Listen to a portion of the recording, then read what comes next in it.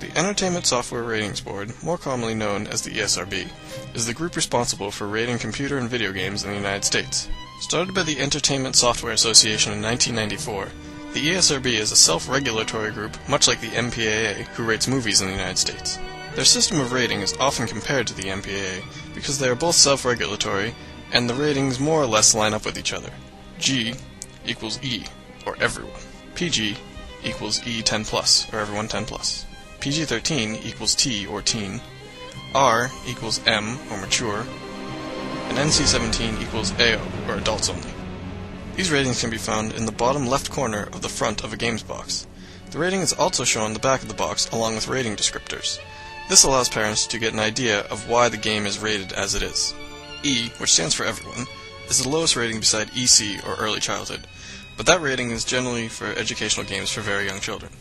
Games rated E are suitable for children over 6.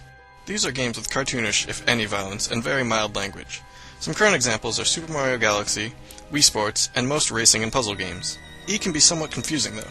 Just because the game is rated E does not mean that it is for children. Super Mario Galaxy is made so that children can enjoy the fanciful world with bright colors and fun characters, but adults can enjoy the higher levels of the game that take a great deal of skill. A better example is the racing game Forza Motorsport 2. This game is rated E, but is clearly aimed at a more mature audience since it is a very detailed racing simulator. E10+, or Everyone 10+, is the newest rating, only added in 2005. As the name suggests, it is applied to games for those 10 and older. These games may have a bit more violence, but still nothing very graphic. These games may also have more serious story and themes. T is the teen rating. These games are for those 13 and older. These games can contain a good amount of violence, but rarely have any blood. This seems to be one of the main differences between this rating and the next. You can shoot people in the head, but if there is blood, it gets bumped up to the next rating. They can also contain strong language, but nothing worse than you would hear in a PG-13 movie. M is one of the most important ratings. It stands for mature, meaning 17 and older. These games can be very violent and gory. They can also contain some sexual content, but nothing more or even as graphic as an R-rated movie. The language is also about the same as an R-rated movie. Every M-rated game doesn't necessarily have all of these things, but what is in it is listed on the back of the box. M is the only rating that stores will check IDs for, and most stores are pretty good about doing so. An underage kid has a far better chance of being able to purchase an R-rated DVD than an M-rated game. The final rating is AO, or adults only.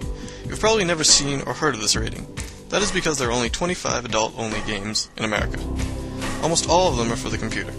Microsoft, Sony, and Nintendo all have policies that they will not license an AO game for their video game systems. In conjunction with the fact that most stores will not sell these games, AO games are effectively banned from the general public. This is very similar to an NC-17 movie. Neither is allowed to advertise on television, and they both don't do very well financially. Videos of game footage on websites are also reviewed by the ESRB. Mature content must be placed behind an age gate. This requires you to enter your age before viewing the video. It's very easy to get around if you are underage, but at least they're trying. To obtain a rating, the game publisher sends the ESRB a tape of the game's most graphic content. This is viewed by at least 3 professionally trained raters, whose identities are kept secret to avoid outside influence. They each give the game the rating they think it deserves, then decide together on the final rating. If you want more information about a specific game, a great resource for parents to use is www.whattheyplay.com. This is a new site that reviews games not critically, but for content. They go through each rating descriptor and tell you exactly why the game has it. As the game industry grows and matures, parents need to understand that all video games aren't for kids. The government is constantly trying to federally regulate game ratings, but there really isn't a need.